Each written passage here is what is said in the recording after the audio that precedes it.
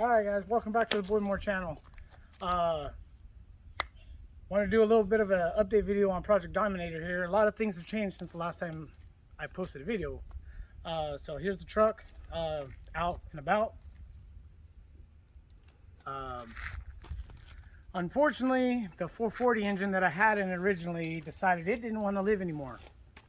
So I had to make the choice between fixing the 440 or upgrading it to something bigger and better, or frankly better. So I decided to go a little bit of a modern approach, and I went with a 5.7 Hemi. Alright. Unfortunately, all the footage got deleted, but I ended up with a 5.7 Hemi. I do have some pictures, and I'll see about putting those in the video as well. The 5.7 Hemi out of a 2006 Chrysler 300.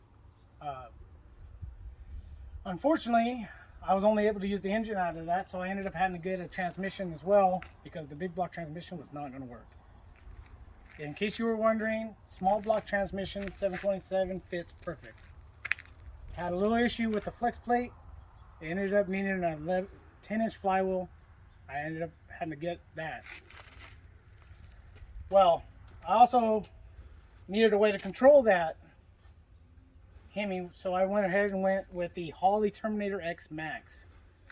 It would have been just fine with the Holley Terminator X, but I wanted to go with the drive-by-wire and just to kind of whatever. So I went ahead and did the drive-by-wire. This is a temporary air cleaner to get me by because, you know, life happens and I needed a way to move it. So I had to get a custom radiator hose. I had to use two different radiator hoses actually, and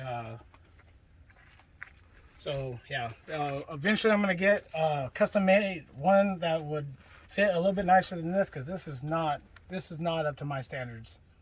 I did kind of rush this thing trying to get it ready for a car show, and I ended up missing the car show, so now I end up having to pay for that all over again.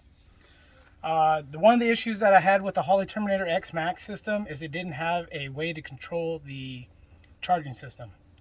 So I improvised that by hooking up a standalone regulator from any 70s Dodge car, pretty much. It's very easy to do. 2 wires and you're good to go. Thing charges at 14.5 volts all day long, headlights on, computer running. Didn't build up enough pressure to justify putting an overload tank, so I went ahead and got this cheap one off of eBay for like $30. I mean, it's small. It's about I think it's a liter, and it works perfect for what I'm using it for. Okay, so we went ahead and walked through the Hemi. In order to make this kit work, I had to move the motor mounts back about 6 inches, 3 to 6 inches, which was a challenge in itself. So I ended up putting a metal plate right here. I think that's like 1/4 inch steel. Moved it back. You can see where the factory location's at, and I had to move it to right there. So I don't know, that's about 3 inches. I had to move it back 3 inches to clear the oil pan. Now the car oil pan will not fit because it's front up. I mean, if I didn't have the Crown Victoria front suspension, you could run that all day long. You wouldn't have to worry about nothing. So I ended up going with a truck pan, which fits barely. So I ended up going with the Blackheart D100 motor mounts, which are also right there, which fits perfect. And you see that? Okay. Yeah, so I ended up going with that because that was a direct replacement to put one of these into a 70s Dodge. Unfortunately, the only thing I had to do was move the engine mounts back because of the clearance for the front suspension.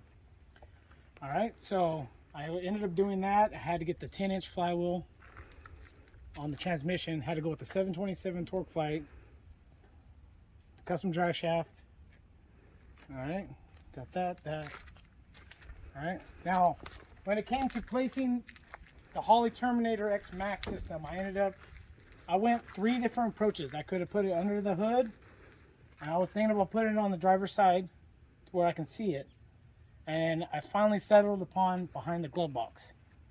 So I'm gonna go ahead and pull this down. You can take a look at that. It still needs to be a little bit more buttoned up, but it's in there and it fits perfectly. Down. The other way. In there, guy. See, that's the bad thing. It's on top. Yeah, it's right there. Oh, looking through the video, it looks like it's all the wiring in there.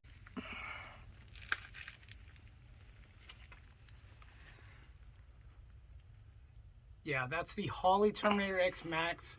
It's got the extra plug for the transmission controls, but unfortunately Holley does not have support for the transmission that I want to put in there, which is the 545 RE 5-speed automatic. But for now, the 727 will work just fine. This thing cruises at 70 miles an hour at, I think, 3,000 RPM, which is not outrageous. It gets very good fuel mileage. The only thing is the only thing I had to do on the inside, besides putting the computer in and run the wires, is I had to put the drive-by-wire. So I had to go back. I ended up forgetting that. So I ended up going back to the junkyard where I got the car from and got the throttle pedal, and I ended up mounting it in, and it's in there, but I don't like the way it's in there. But it's enough to get it by for now. But you can see that throttle pedal on there. It's super close to the brake pedal. But it pretty much is functional, 100% functional. And then I had to find a better way to monitor the engine vitals. So I ended up going with the Holley digital dash as well, which works perfectly. Everything works together like it's supposed to. So the digital dash, which fits perfectly. I still have the original gauges, but the two gauges that don't work on there is the temperature and the oil pressure. Later on, I will probably hook it up, or I'll just go ahead and redo that and put the right bezel in there. Just to leave the gas gauge and the voltmeter, because that's the only ones that work.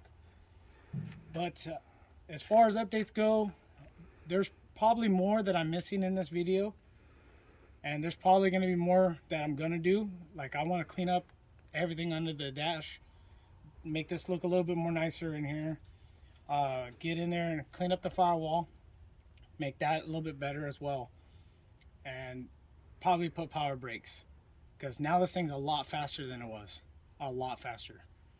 And that 440 was big and heavy, and it moved, but this Hemi moves a lot faster.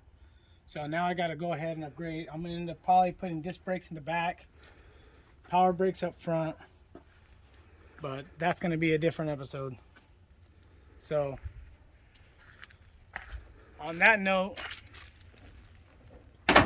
thank you guys for watching. My cameraman suggested that I go ahead and show you guys the digital dash. So go ahead and turn it on. Get the fuel pump come on. Cranks over.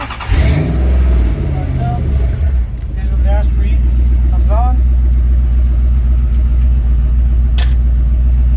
And a lot of people, when they get their digital dash, there's different screens that you can put it on.